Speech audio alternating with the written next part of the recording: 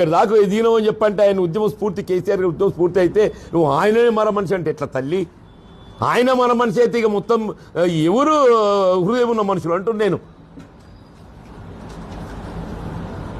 దయచేసి అటువంటి మాట నీ నోటి నుండి వెలువడిస్తుంది కాదు. దాన్ని ఉపసంహరించుకోండి. ఇప్పటికీ కవిత గారి నోట్ అంటే ఏదైతే ఉందో ఆమె పార్టీ పెడుతున్న సందర్భంగా ఆమె ఇంకే సలహాలు సూచనలు చేసినా మేము దాని మీద పెద్ద స్పందించాల్సినటువంటి ఒక ఆవశ్యకత ఉంటుందని చెప్పి భావించే వాళ్ళం కాదు.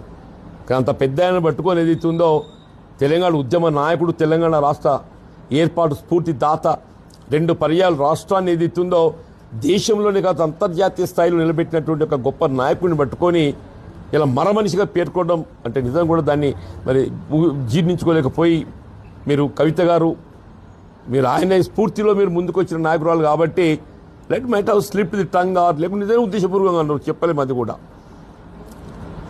మీరు ఎట్లనో తెలియదు. కానీ ఏదైతుందో దాన్ని ఉపసంహరించుకుంటే మీ గౌరవం ఉంటుంది.